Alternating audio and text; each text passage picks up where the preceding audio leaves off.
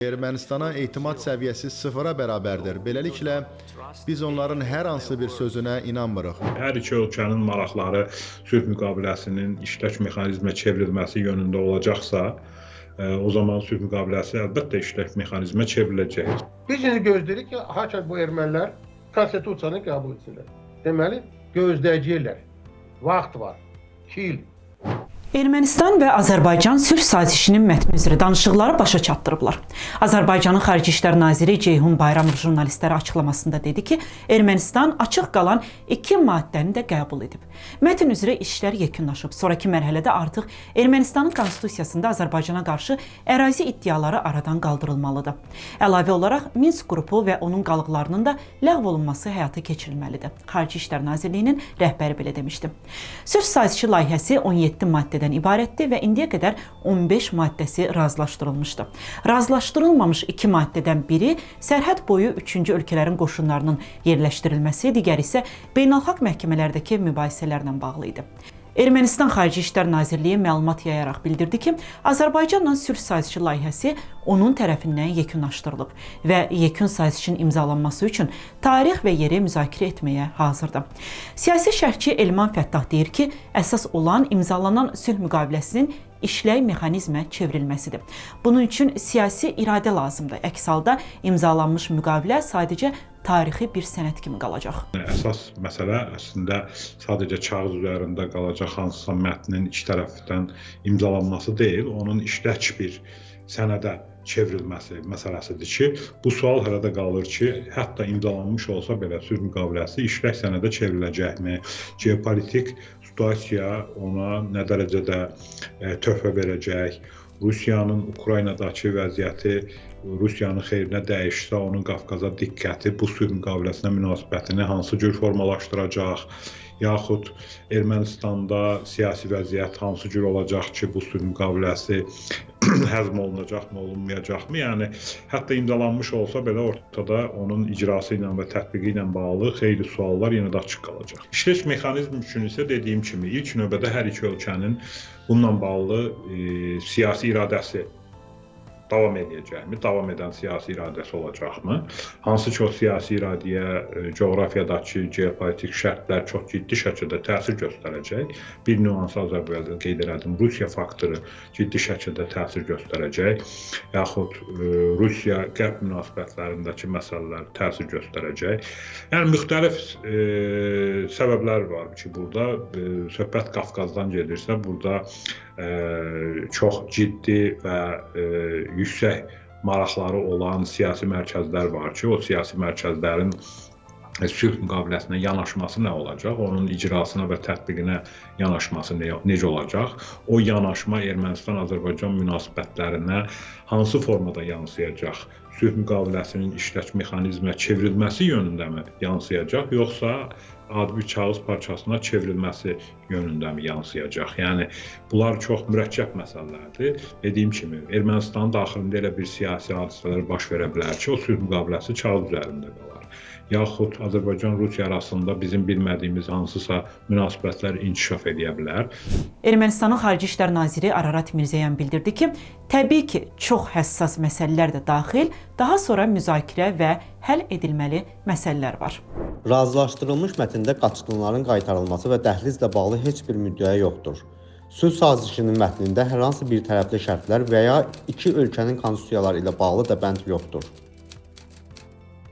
Rəsmi Bakı daha əvvəl Azərbaycanın əsas hissəsini Naxçıvanla birləşdirməli olan quru yolun Ermənistanın Sünik bölgəsindən keçməli olan Zəngəzur dəhlizinin açılmasını tələb etdi.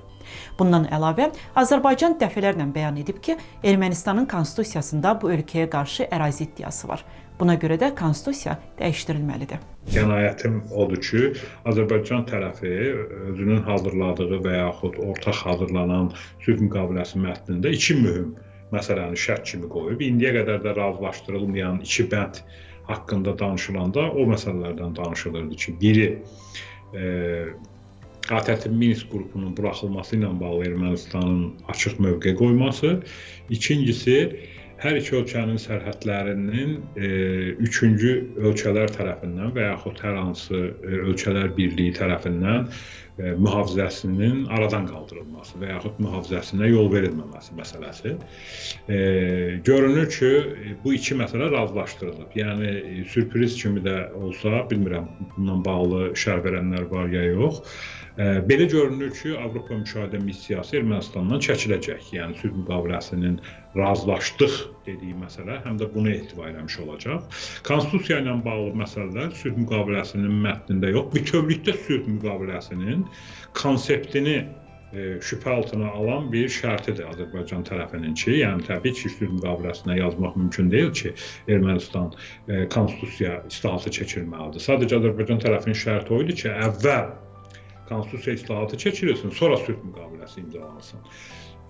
Ceyhun Bayramovun son açıqlamasından mənim aldığım qənaət odur ki, bu məsələdə yumşalma var. Azərbaycan tərəfi Ermənistanın bu konstitusiya islahatı keçirilməsini sülh müqaviləsindən sonraya saxlamasını ilə razılaşmış kimi görünür. Bəlkə də yanlış qənaətdir. Yox, əgər Azərbaycan tərəfi israr edəcəksə ki, öncə konstitusiya islahatı, sonra bütün bəhsləri razılaşdırılmış sülh müqaviləsi imzalansın. O zaman biz sülh müqaviləsinin imzalanmasının yaxın 3 ildə baş verməyəcəyini əvvəlcədən elan edə bilərik. Sülh sazişi ilə bağlı müzakirələrin getdiyi bir vaxtda Azərbaycan prezidenti İlham Əliyev 12-ci Qlobal Bakı forumunda çıxış zamanı dedi ki, Ermənistana etimad səviyyəsi sıfıra bərabərdir.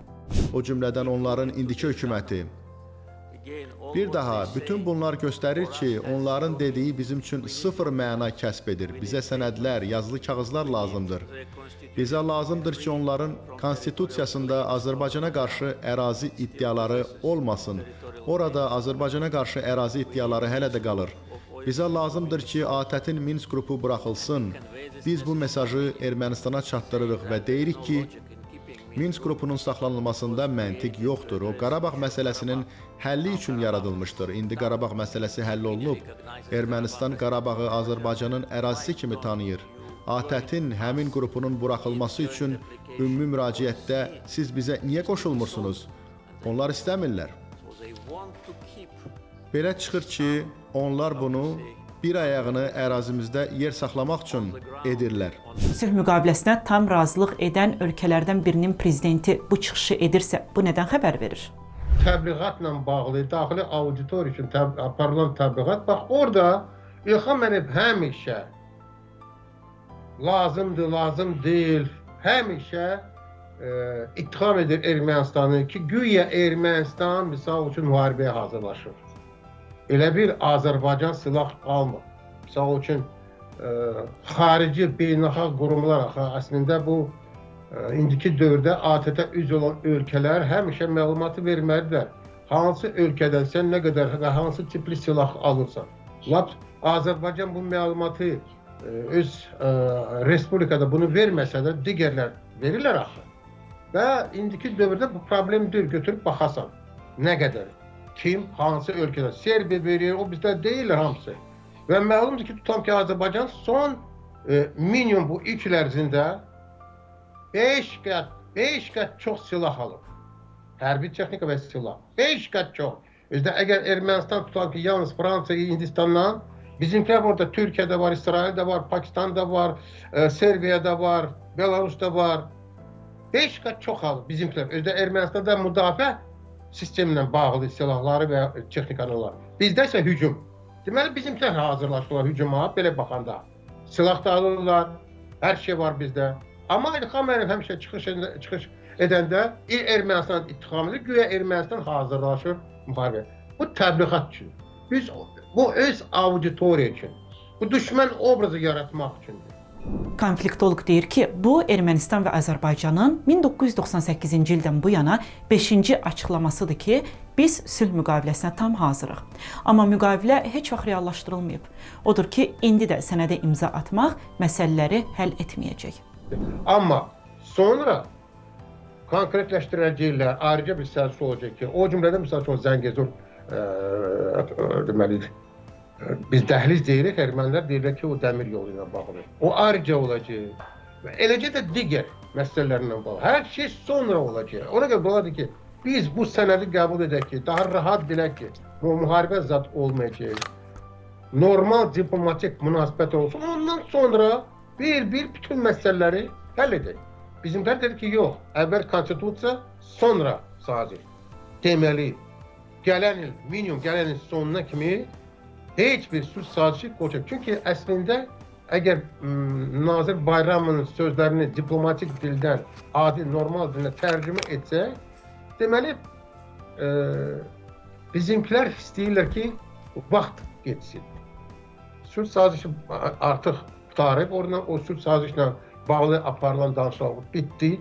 Deməli, heç kim təzyiq edə bilməz Azərbaycan və Ermənistana, amma əsasən Azərbaycana ki, danışıqlar aparır. Deyəcək ki, hər şey hazırdır. Biz indi gözləyirik ki, haçan bu ermənilər konstitusiyanı qəbul etsinlər. Deməli, gözləyəcəklər.